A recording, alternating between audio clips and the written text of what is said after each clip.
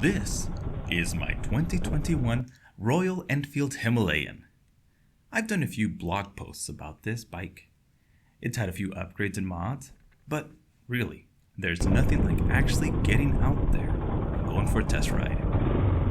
I'm about 1.5 hours away from Sacramento. I'm over here at Carnegie OHV, and there's a lot of challenging trails. Now, I'm not a real YouTuber. As you can see, my footage, quality, but I do dabble from time to time and pretend I'm getting paid for what I'm doing. Oh yeah, he's driving fast. Okay.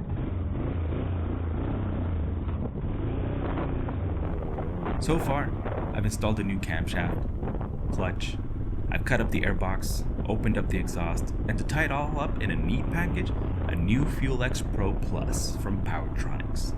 Cheap, easy power upgrades. And you can feel the difference. If anything, it actually makes me like this bike even more. Obviously, it's still going to be weak, the same underpowered for what it weighs, but with these mods, it makes a huge difference. Going from 20 horsepower to 24 is like miles better. Here's a little secret though. It's not the first time I've been out here with my bike. Last week my camera wasn't working and the bike was slightly lower, about an inch. But I noticed that it didn't make much of a difference. Even so, I raised it back to stock height because I scraped a few times, and apparently I ride harder than I think I do. Or I'm fat. Let's just go with fat. I mean, if you're a 220-pound guy like me, you probably want the suspension tight and as high as possible. Because unlike the people where this bike is from, I'm American citizen, and we need all the suspension travel we can get out here. Right now, it's an easy route up the hill. I look back a lot because my wife has less than a year of real riding experience, and I know how much it sucks to go with someone who just laid behind it, and I'm not like that. I also took off my mirrors in case I drop it, so I saved $10 already.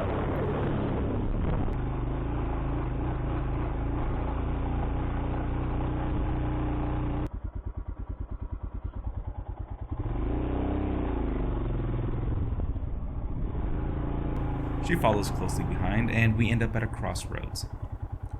We look around, and we're exploring because I have no idea where we're going or what lies up ahead. My wife's bike is an E-Moto made in China. The Apollo RFN RS Rally Pro for you E-Moto nerds, with 12, kilowatts peak. Honestly, this thing makes like 5 kilowatts realistically. And for those of you who, like me, understand horsepower, it's a 125cc, 10 horsepower motor. That's what it is. It's still fun to ride. And she just didn't want to deal with the clutch, she didn't want to deal with shifting, she just wants to ride and enjoy. Her words, not mine.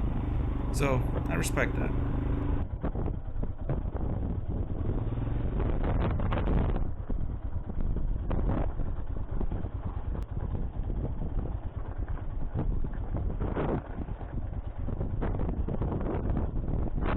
My wife was following me and she saw what not to do. So she was very happy not to be in front of me. These tires have got to go. They do not grip well. So, as we change our minds, enjoy the view, we look around. We also made the crucial mistake of being indecisive. This route would have been fine if I didn't stop right here. Most experienced bikes know how to keep going, but I stopped. These guys were asking if I was going to be okay. I don't know, but I was going to find out. My wife goes on without me, like nothing.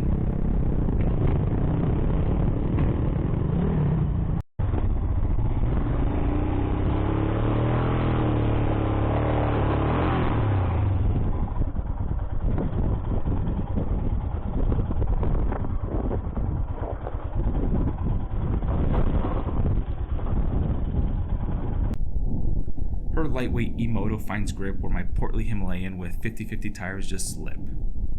I have to take a breather and think about it. I get off to maneuver the bike without falling over, and that's where I actually appreciate the stock height of a Himalayan. Low enough to move around, tall enough to go over stuff. Eventually, I find the energy, courage, and grip to get on out of there.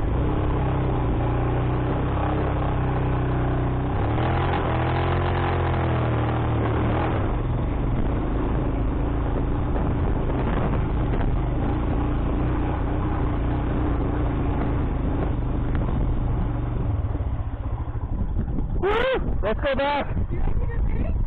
No, let's go back. That was hard for me. Okay. Let's go back. It made me realize I have a lot to learn and I need better tires. Or a better bike. Or maybe just more skill. But I'll have to keep coming back and try again.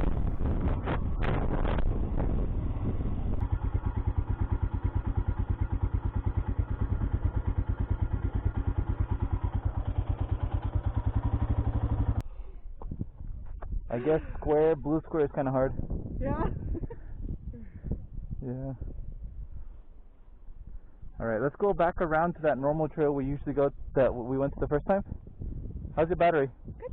Yeah? Alright. Yeah, halfway. Alright, cool.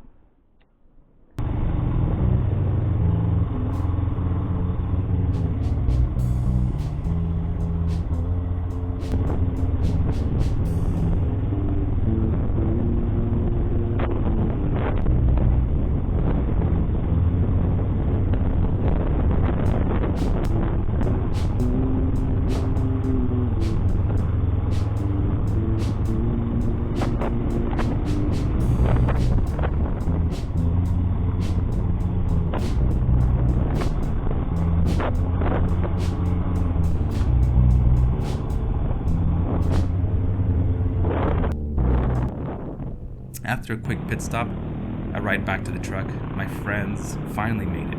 I joined them for a quick few laps around the motocross track. Woo! It's packed, slow, but that's just perfect for a bike like mine, who doesn't need fancy things like speed or power. I do little bunny hops just to keep the momentum going and trying not to ruin the front forks. But this feels hard on my joints, for I am an old man of 30 plus years. Sorry, Tomac, I'll never get to race. And honestly, this bike can ride on the track. That impresses me. A bonus fact is that I don't get in the way of people. It's actually a skill issue, not a bike issue at this point. I told my wife I would love to build a V-twin cruiser with dirt bike tires. So if anyone has a cheap, 500cc V-twin, let me know. I think we can make it work. Or maybe I'm just a fool who drives too much.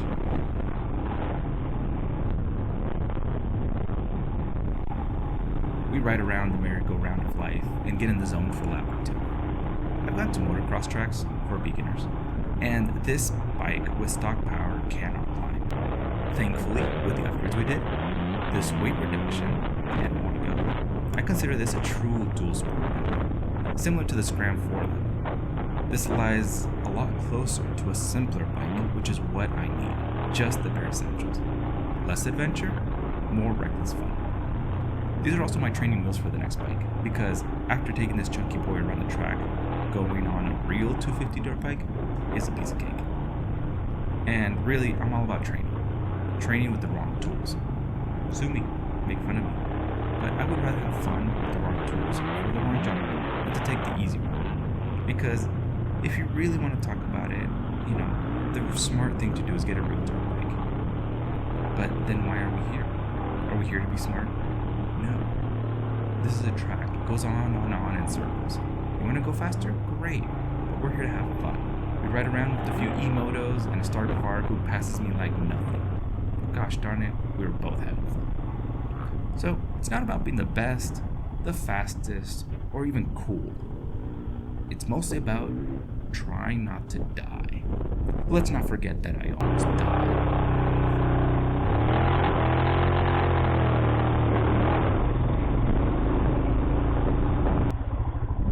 Woo! Let's go back. No, let's go back. I almost ate it so bad right now.